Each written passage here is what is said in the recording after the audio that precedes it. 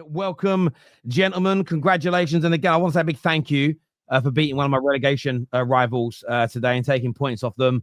So I'm very appreciative that you boys did that. Hussam, big win, big statement by Mohamed Salah, and 9 points clear at the top.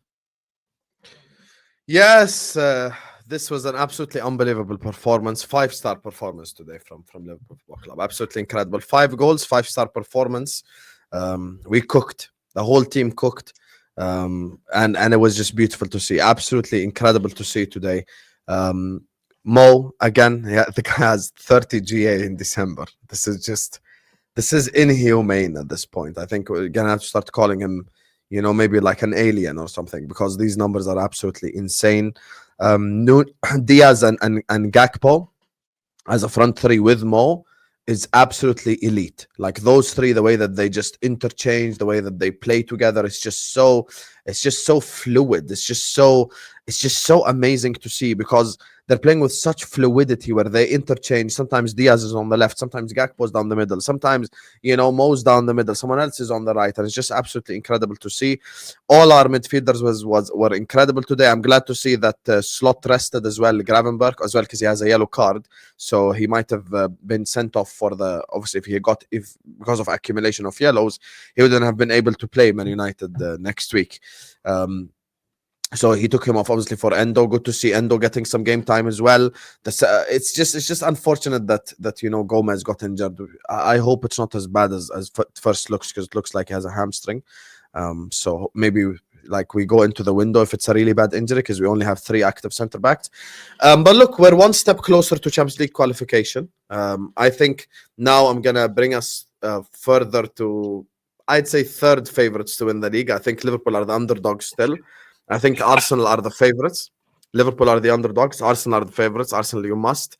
In second place, I think Forest, because they concede such less amount of goals. I think they're the second favourite to win the league right now. So I'm going Liverpool in third place. I'm no longer. I think we're a bit more favourite than City now. So I'm saying, look, we're the third favourites. We're the underdogs. So yeah, let's go. We'll step closer to Champions League qualification. We're getting there. Obviously, we know why and what you Leopard Nation, rise! Look at the chat. Look at that shit. My people, you ain't ever gonna let me down. My people, my community. Let's go. Big up. Oh, wow. Big up. We're this close to Champions League qualification. Very important. We have to be a sustainable club. This close. You all laughed at Pep. Now look. And we got over 40 points. Have we got over 40 points yet? You must be near 40. You must be over 40 points today. We actually are over 40 points. 45. So you've avoided relegation. Relegation. Yeah, you're on 45 points. You've avoided relegation almost 2 games ago now. Well done. Congratulations. Congrats. Thank you. I appreciate that. Very important to stay in the league as well. Absolutely. Rack, it was a devastating win. Sends a massive message. Lots of goal scorers, the likes of Luis Diaz finding their form again as well. You look a little bit unstoppable at the moment.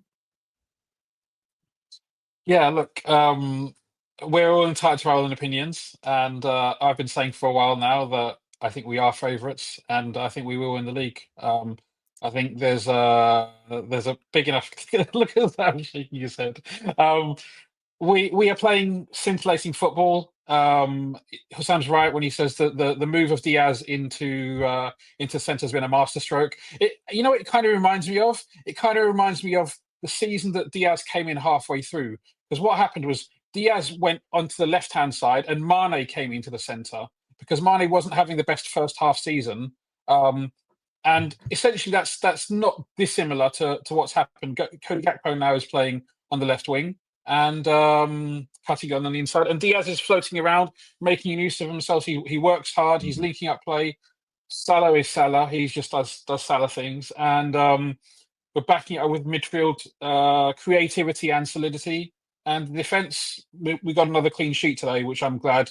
It's been a while since we had a clean sheet. And obviously, the negative point for the game was Joe Gomez going off. But look, Ibu's nearly back. Kwanzaa played well when he did come on. Hopefully, we can get some more minutes in his legs before Ibu comes back. And he's had a bit of a rough ride, but as a Liverpool as a fan base, we're all behind him, and we hope he can step up. And but Ibu's not far away either, so things are looking good. Yeah, they certainly are looking good. They are, and I'm not looking forward to playing you next week at all at Anfield, which is, could be could be a beatdown. Could be a beatdown. That's what you call Hussam being a true underdog in a scenario. Is that a true underdog? That's a real. I didn't realize I was in Pyongyang. What am I supposed to have? Like the same opinion as you both? I don't care. This ain't North Korea. We're not favorites. We're the underdog. Arsenal, you must. Everyone knows this. Liverpool are the underdog. This is supposed to be your season. Fell off. Can I ask you a question on that? Because I want to just get clarity. So you are confirming right now, no interruptions, please. You are confirming at 7:40 p.m. on the 29th of December 2024, you are confirming that Arsenal have a better team, better players, and a better manager than you if you have a 9-point gap over them and they're still the favourites. You are confirming that all those things about Arsenal were better than Liverpool. Of course. And Forest as well. 100%. We're the underdog. Listen, I 100% believe this.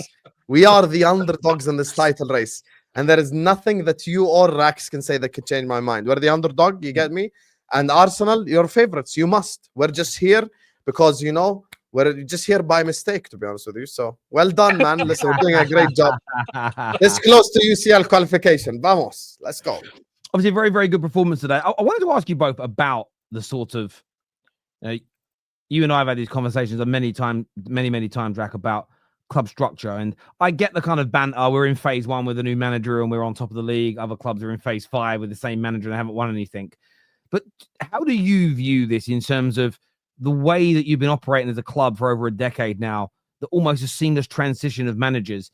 Is that something that should get a bit more attention maybe from the media, from the pundits, from the journalists? Because for me, it's almost like it's like they still look at all of our football clubs like we're operating in the 80s and the 90s. And it's like they haven't cottoned on to the fact that we're operating more like our European counterparts as opposed to the traditional British way of running a club. Go on, Sam. You can go first. He asked you, mate. He said Rax. Yeah. Go on, Rack. Both of us. Go ahead. Go for it. Okay, all right. It's funny because I know one of the super chats mentioned Chelsea and the fact that Roman brought in this philosophy, which, I mean, if you actually go back, if you look at the Liverpool boot room, you had Bill Shankly, Bob Paisley, Joe Fagan, and Kenny Dalglish. They were consecutive managers that all proved successful, winning league titles and European trophies. Kenny didn't because of obviously Heysel and stuff like that.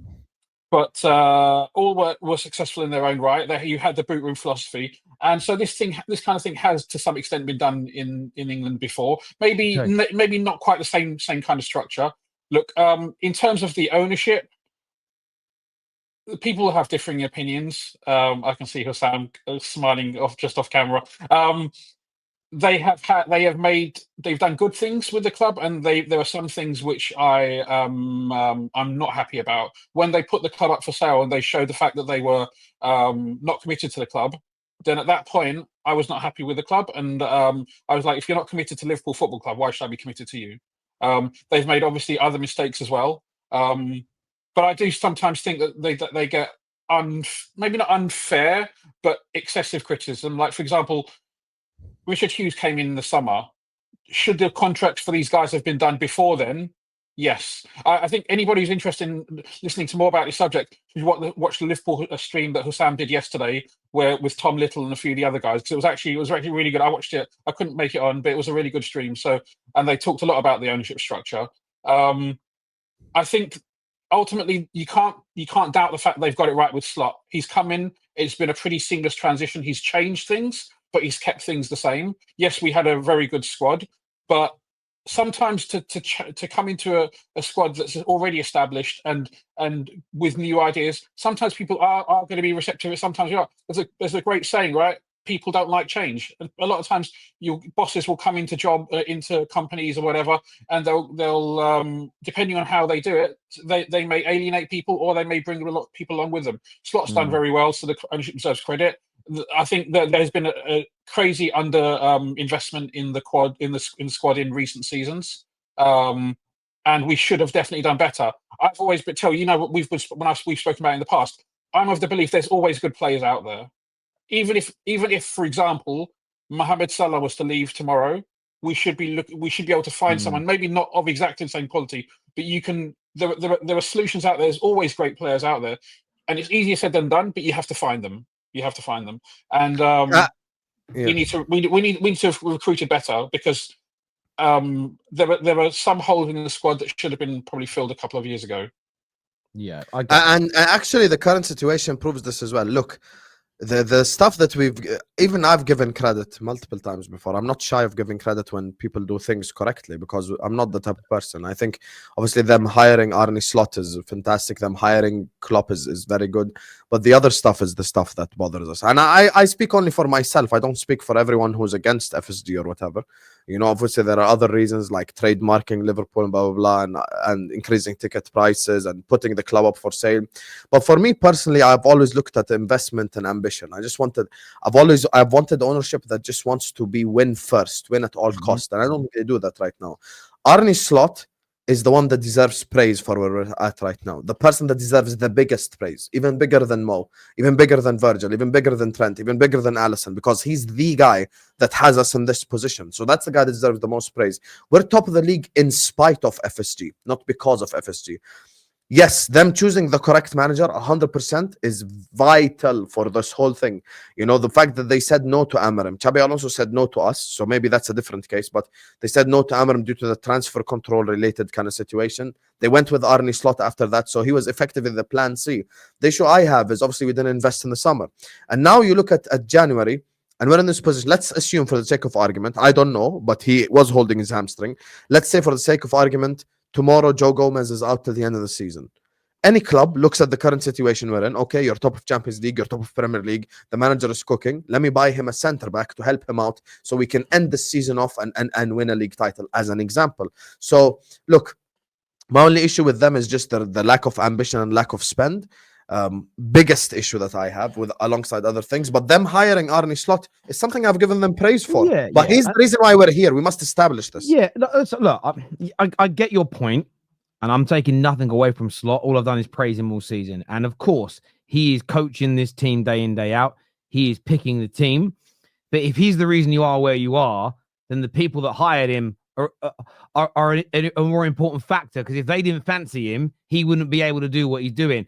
And what I will say about the FSG thing is this: the problem we all have as fans when it comes to our clubs, and I'm kind of trying to learn this watching you guys with FSG, watching Chelsea fans with Clear Lake first few years, watching the Arsenal fans the first 2 or 3 years with Josh Kroenke, Edu, Arteta, is I sometimes think in moments of passion, which we're not journalists, by the way, and I always say this about being a content creator, our advantage over journalists is people always say, Terry, you're going to lose credibility if you get predictions wrong. I don't think content creators do lose credibility for getting a rant wrong or predicting a player to do well and they don't. I think that's the beauty of being a fan, is we're not trying to act like we're professionals and experts, and I don't think most of us are pompous with it. Some people might think I am, but I think the majority of people that tune in and watch me every day don't think I am. That's why they tune in every day.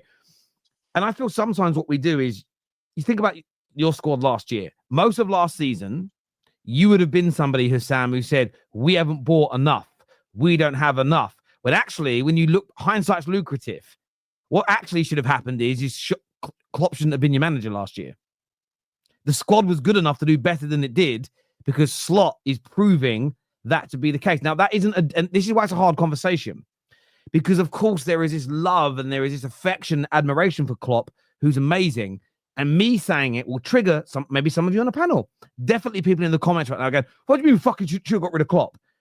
But again, it wasn't the squad that the proof's there, isn't it? That we now know. So last season, you'll go FSG. Well, again, yeah, you don't think you're title favourites. The point I'm making is, by the way, I still think you can add more to this squad. The point I'm stating is this: I don't think any ownership, even the ones we call the best, are perfect. They are all No. going to make mistakes. From the moral matters, you mentioned ticket prices, barring Crystal Palace, every fucking owner in the countries. I was having this conversation the other day with Man United fans. I hate what we're doing with the ticket price increase.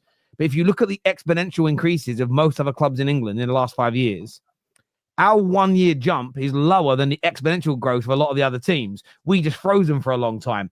Doesn't get my owners off the hook. But the idea that I'm getting certain clubs throw like the moral high ground at me on that, I'm thinking, hang on, I'm criticizing my owners too. Your owners have put 200% increase over the last 7 years on yours. Like, let's all hold our horses. You're never going to get the perfect owners that you love everything that they do. I just feel it's not about praising them either per se, as in like, oh my God, I love John Henry. He's amazing. It's about, if that's his name, it's more about recognizing that I just don't, and this is the positive area. I just think if clubs build their structures correctly, which I think you have, I just don't think we have, and I didn't realize about the boot room thing. You've educated me on that. I'm not a Liverpool fan. That was almost before I was born as well. So it's hard for me to know that. But the way you're operating, what should give you so much confidence is, typically speaking, you are going to remain a competitive team for the foreseeable, regardless of your head coach, in my view, because you've got this approach now where it isn't just, you're not building the club in Klopp's identity or Slot's identity. And I just think that, for me, as a rival looking at you, is sobering, is really sobering from the outside looking in. What I'm not saying, and this is where I know we can all have a grown-up conversation, is that you should praise everything that FSG do every minute of every day, and you can't ever criticize them. That, for me, is, but then again, that's the world we live in, right? You know, if you vote for this political party, it means you agree with everything they say and do. Well, no, that's impossible. You literally can't. I think it's impossible to literally like something, support someone, and agree with everything they say and do. So no, I do get that. But yeah, you guys are just doing great. It's very, very good to see. Stro.